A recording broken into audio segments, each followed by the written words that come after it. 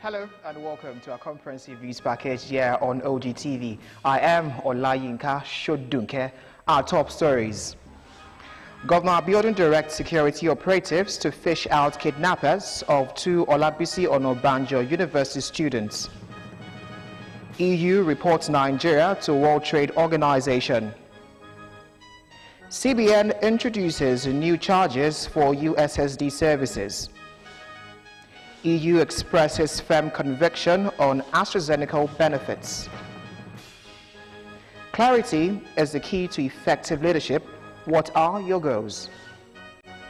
And tonight on the sports segment of the news, new CAF president says Africa must win World Cup soon.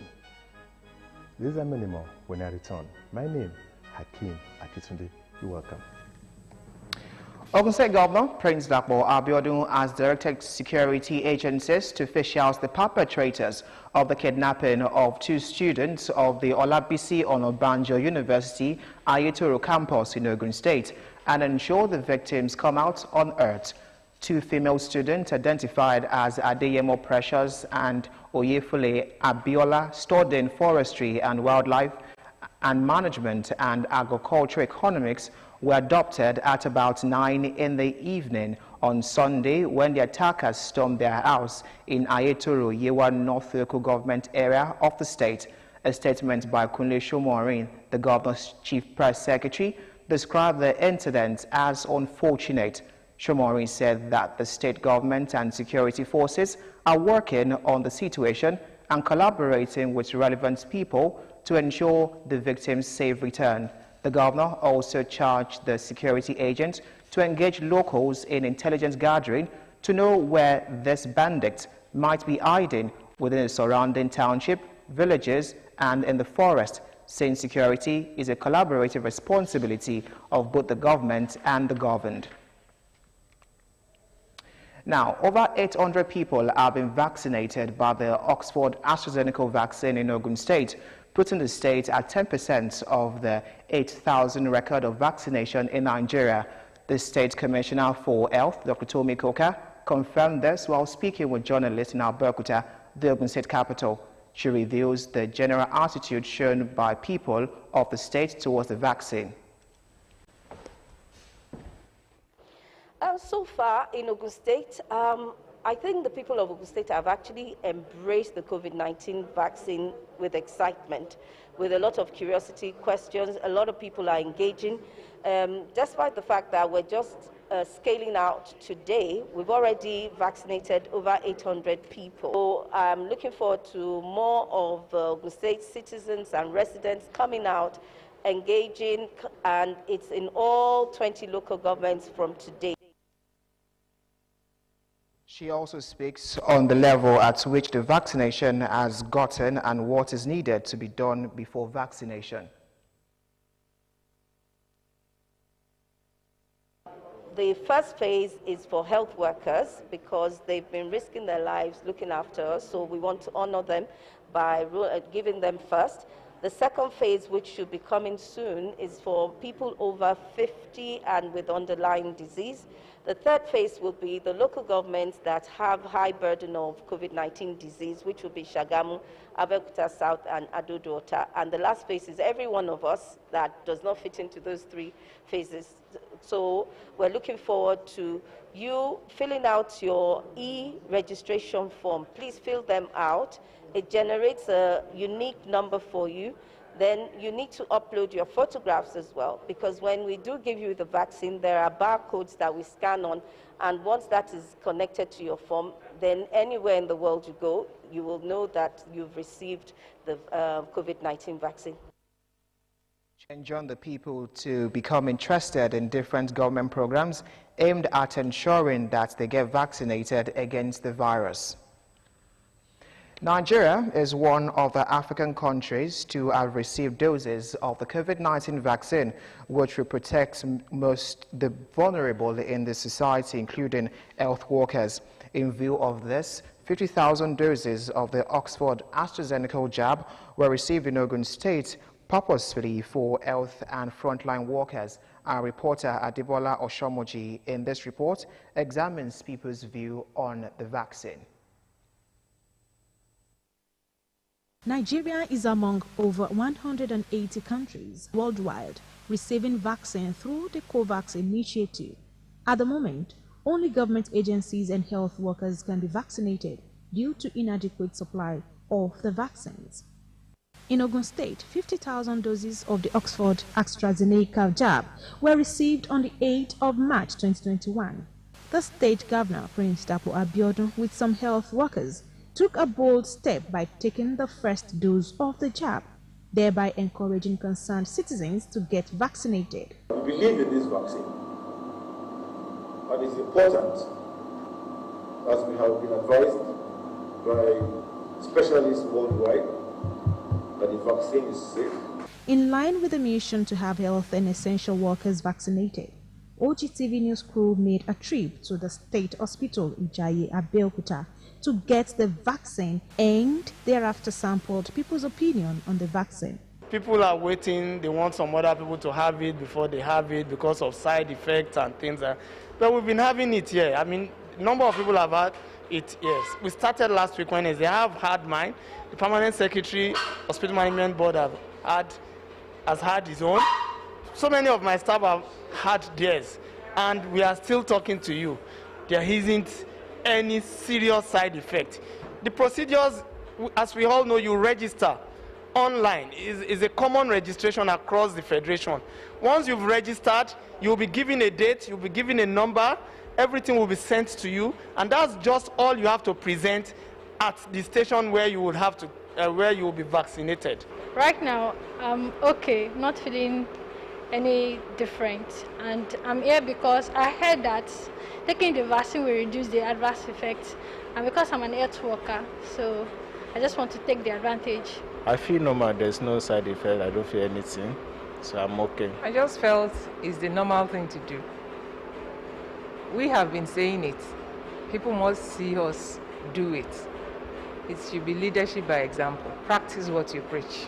Nigeria plans to vaccinate 40% of our citizens against COVID-19 before the end of the year 2021 and 70% by the end of the year 2022. Adebola Oshomoji, OGTV News. In a quest to achieve the desired goal towards reduction in the spread of HIV and AIDS among youths, the Ogun State government has renewed its commitment to facilitate more capacity-building trainings for peer educators in higher institutions of learning so as to bring about a more improved behavioral change towards the SORG. State Commissioner for Health, Dr. Tomi Koka, said this during a training organized by the Ogun State Agency for the Control of AIDS at the Federal College of Education, Abeokuta, with the theme Capacity Building for In-School Youths in Tertiary Institutions as Peer Educators. Dr. Koka, represented by the Permanent Secretary in the Ministry, Dr. Adesonya Ayinde, noted that HIV infection is currently high amongst the youths between the ages of 15 to 24 years, adding that it is important to checkmate the trend among Nigerian youths by enlightening them through capacity building programs and other strategies.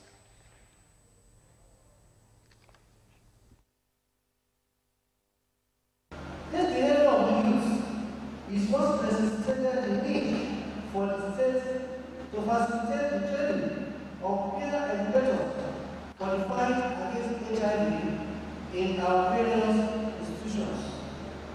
This makes it important for the agency to carry out advocacy visits to various institutions across the state in order to reduce the effect of the pandemic of the virus. On its part, the acting provost, Federal College of Education, Oshiele, Dr. Rafiu Shoyeli, represented by the Dean Student Affairs, Dr. Barry Kehinde, enjoined the participants to make best use of the training by educating and sensitizing one another on HIV and AIDS. Speaking on behalf of participants, Titilayo Balogun and Oluwagbemiga Ifeoluwa commended the initiative of the state government, saying it was an opportunity for them to educate their peers on HIV and AIDS, its causes and preventions. Ogun State government has inaugurated a 21-man committee members to look into security challenges in schools and prefer possible solutions towards safeguarding and protection of children in the state. The committee members on security and safeguarding are Al-Aja Sekinat Ogunwolu as the chairman, while other members include Dr. Olubumi Wumiloju, Comrade Akim Lasisi, ACP Bolanle Mutala, Mrs. Bolujoko, Mr. Ganiu Ramoni, Mr. Tunde Kalejaye, Mr. S. Akimbo, Dr. Waid, Mrs. Ogunkola, while committee members on child right protection safeguarding are Mr. Shorinyola, Mr. Olufemi Ayonuga, Mrs. R.B. Kadiri, Al-Aja Ogunwolu, Mrs. Aderonke Shodipe, Mrs. Adedeji, Mr.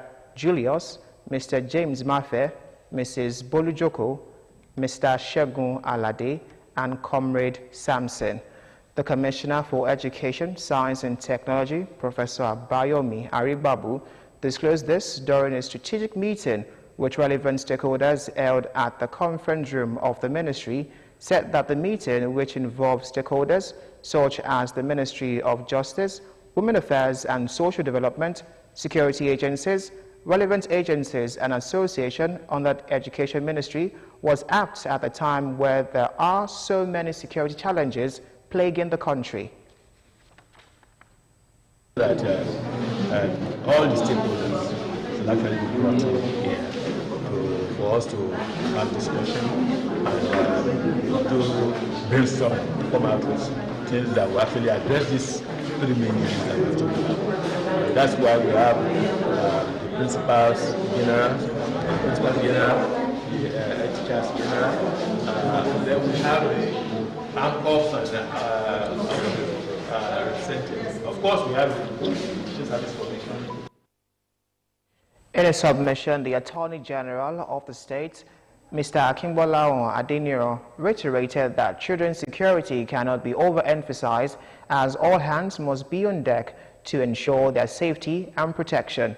In a separate address, the Commissioner for Police, Mr. Edward Ajogun, represented by ACP Operations, Mr. Muritala, and the Special Advisor to the Governor on Security, AIG Olushola Shubar, explained Safe School Initiative as an integral part of community policing aimed at eradication of antisocial behavior, adding students and teachers should be given tips on safe defense and identifying threatening conditions in a conducive learning environment in such a way that the training would not affect learning nor distraction.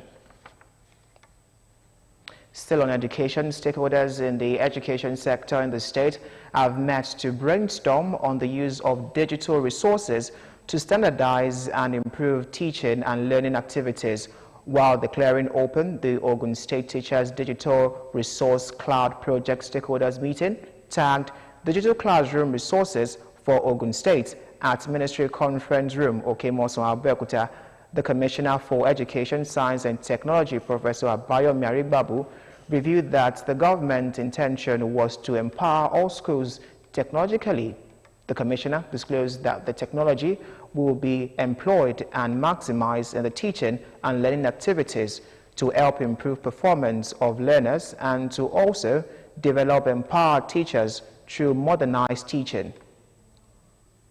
DigiClass is an example of that. You know, that's something about the DigiClass. If you say you want to do virtual teaching and learning, in a society where people don't even have electricity regularly, that is what.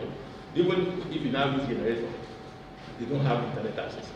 Then we can now use the power, and that is it, telecommunication and information technology, the telecommunication aspect, linking the virtual teaching you want to do, getting it across to people through the media, the electronic media, using the television.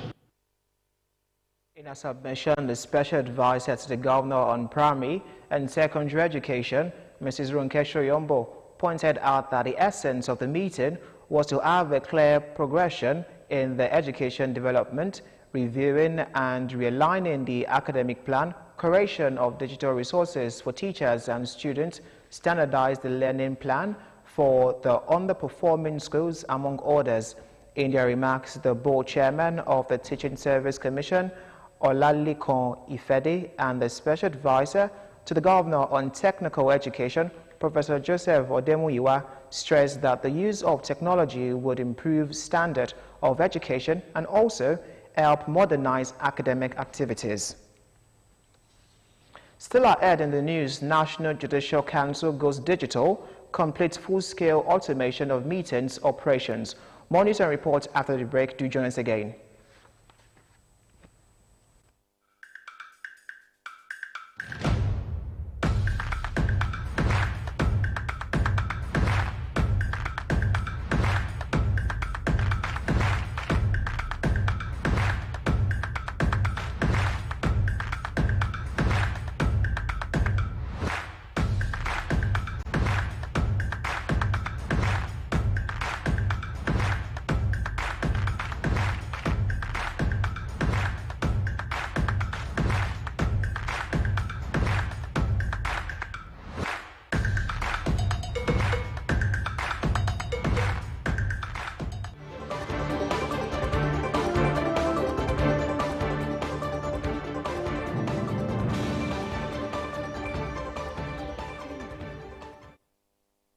Welcome back. Two bills seeking to establish Law Reform Commission for the seamless review of the state operational laws in line with societal realities and global best practices, and another targeted at improving the efficiency and effectiveness of the judicial arm of government through change of nomenclature to boost the morale of workers, have received the nod of the Ogun State House of Assembly.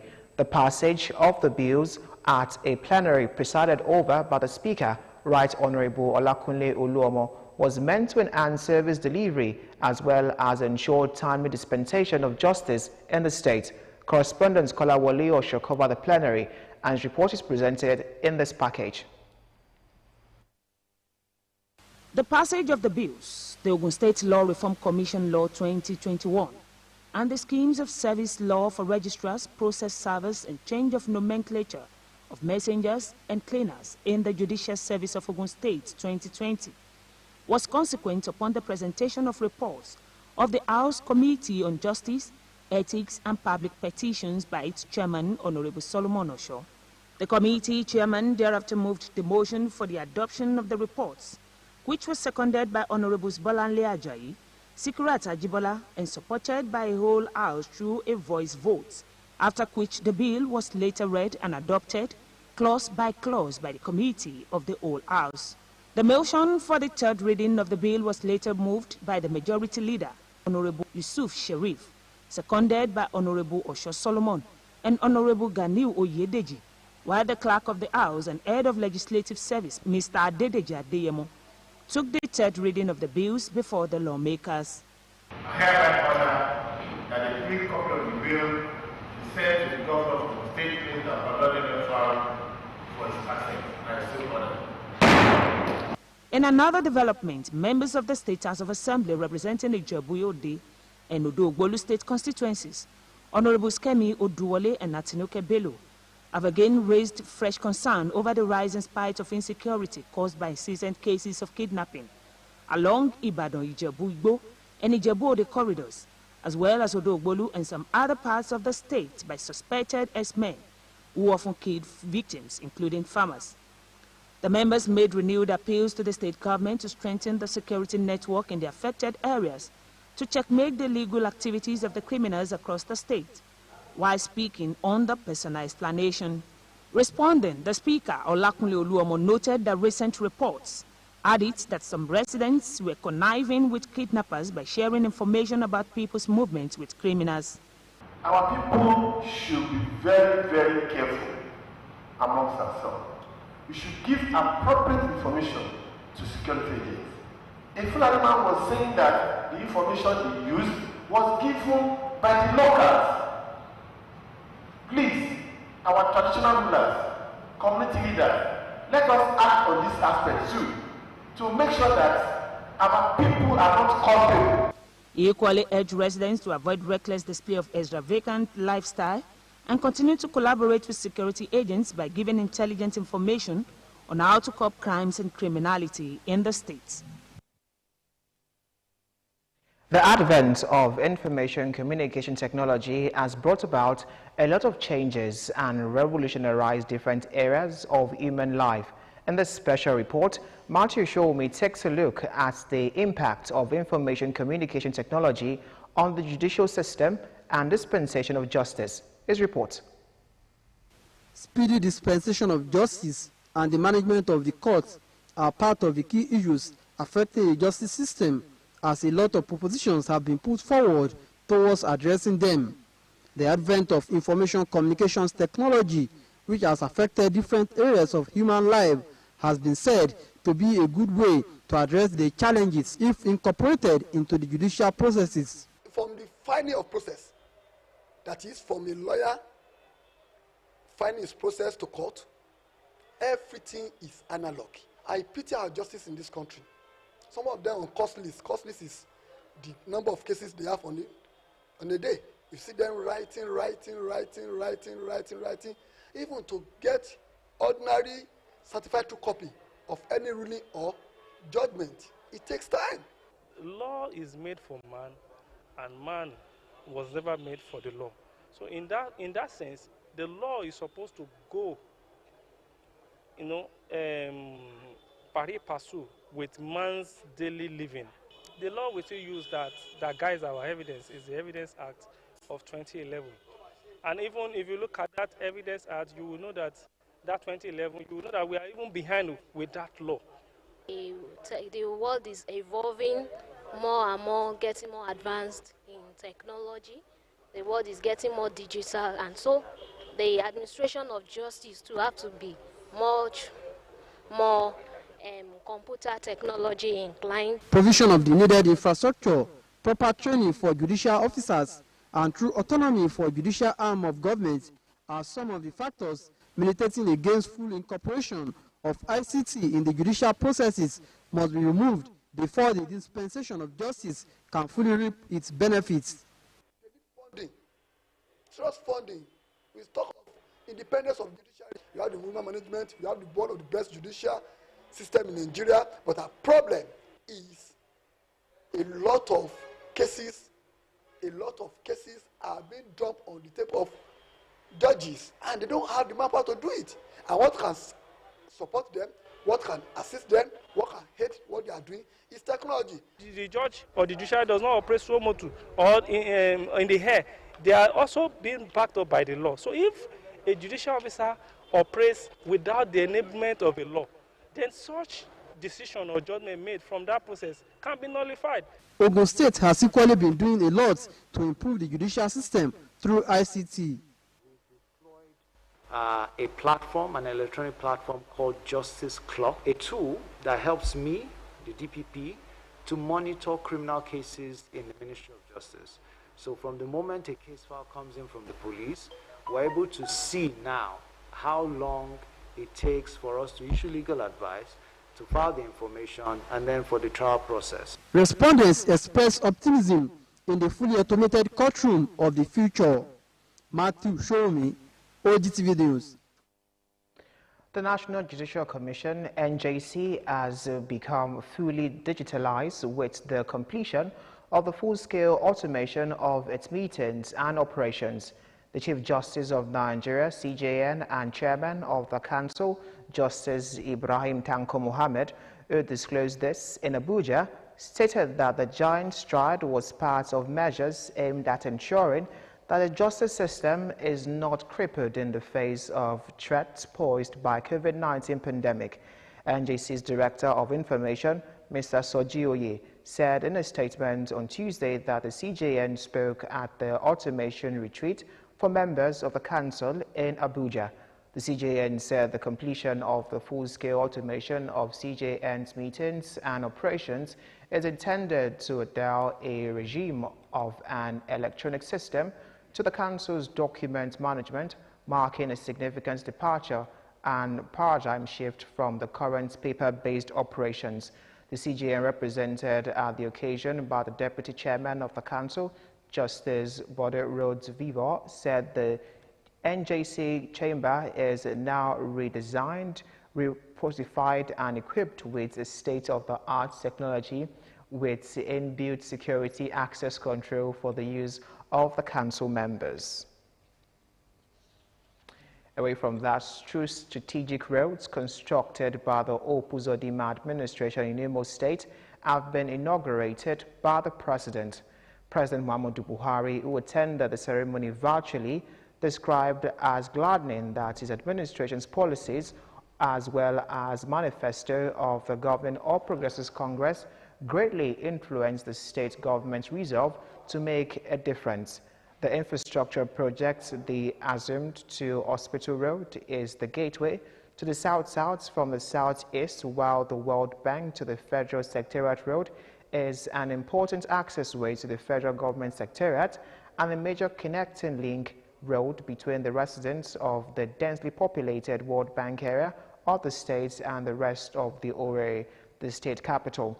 The roads are part of the 46 infrastructure project embarked upon by Governor Opuzodima in his first year in office, with significant strides made towards their completion. The position of critical infrastructure ranks very high because our people are deeply into commerce and always on the move.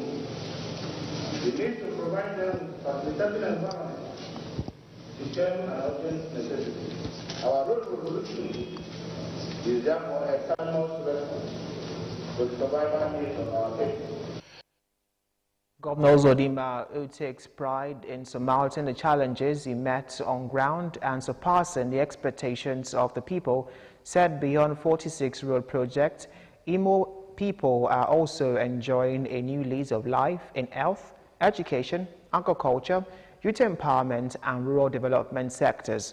President Muhammadu Buhari, who described the roads as quite symbolic and strategic, commended the Imo State Governor for setting ambitious targets, thereby clearing demonstrations and demonstrations the administration's commitment to the welfare of Imo lives.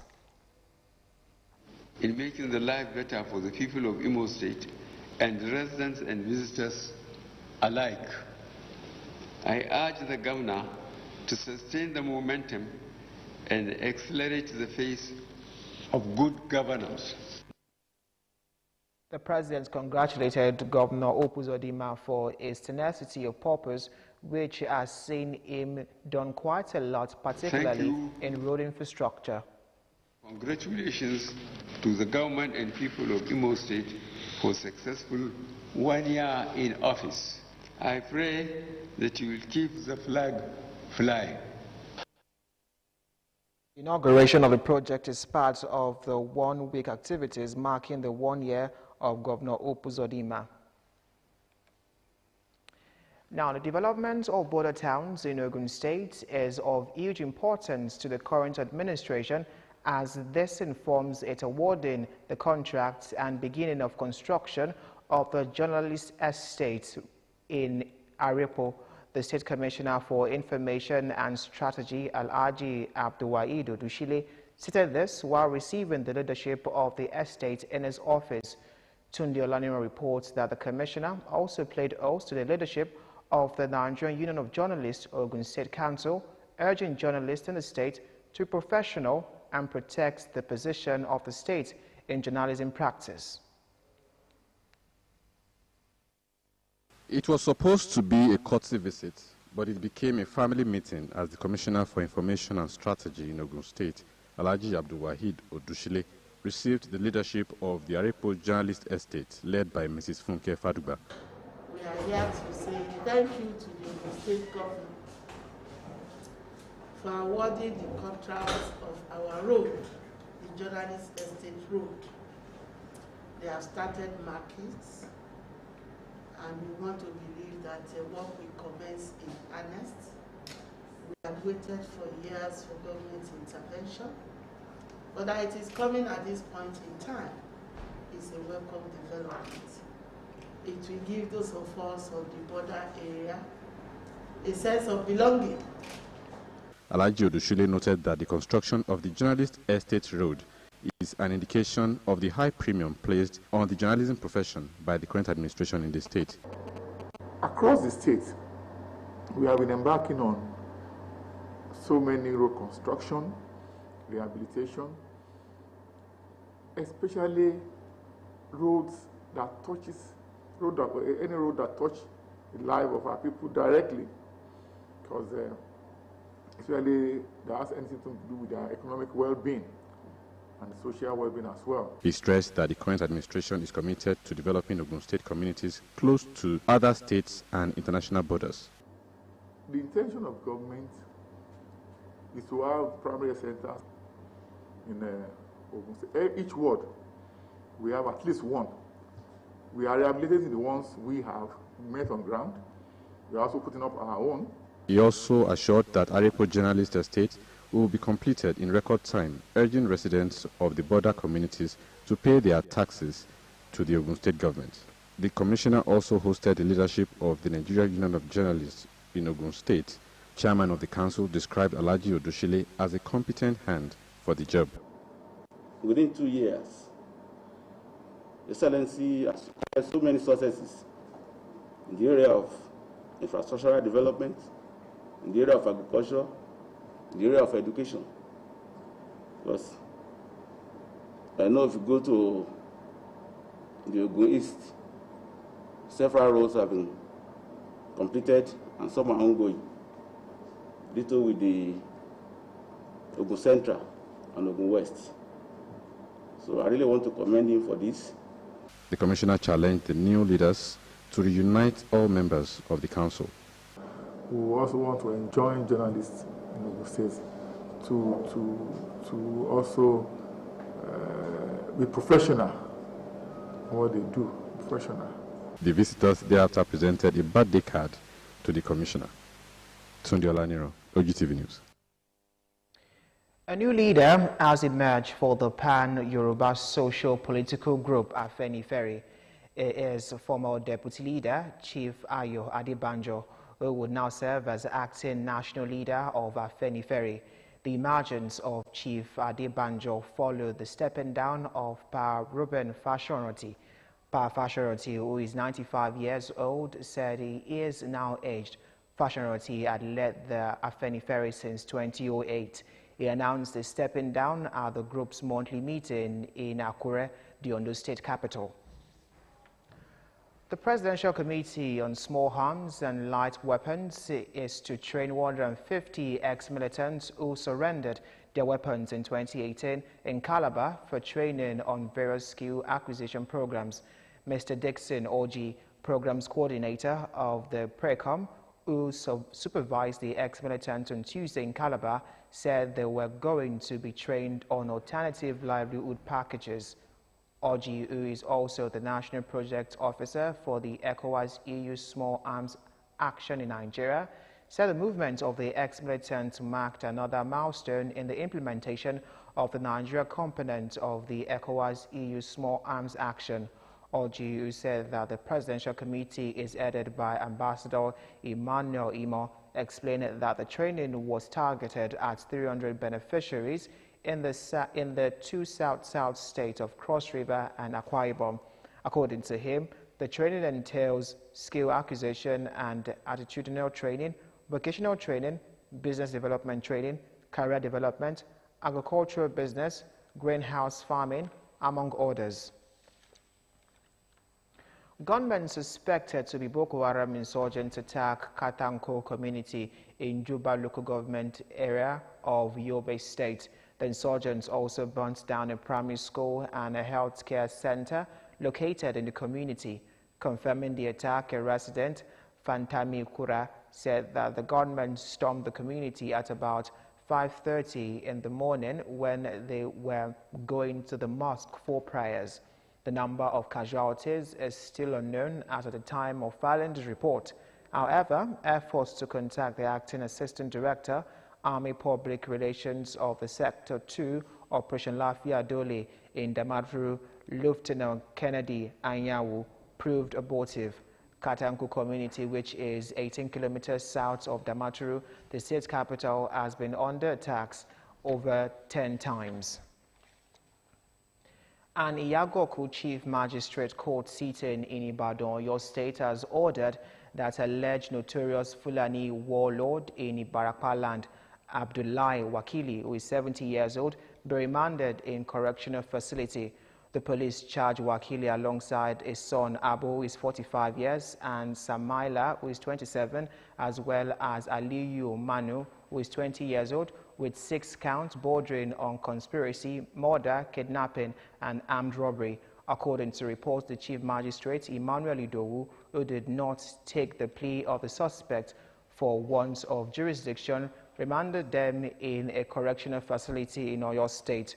Idowu ordered the police to return the case file to the Oyo State Directorate of Public Prosecution.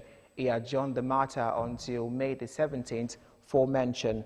Before Wakili's arrest, farmers and residents in Kajola and villages in Ibarapa lived in perpetual fear of Wakili, who was accused of displacing them from their farm, kidnapping their rich men, and raping women.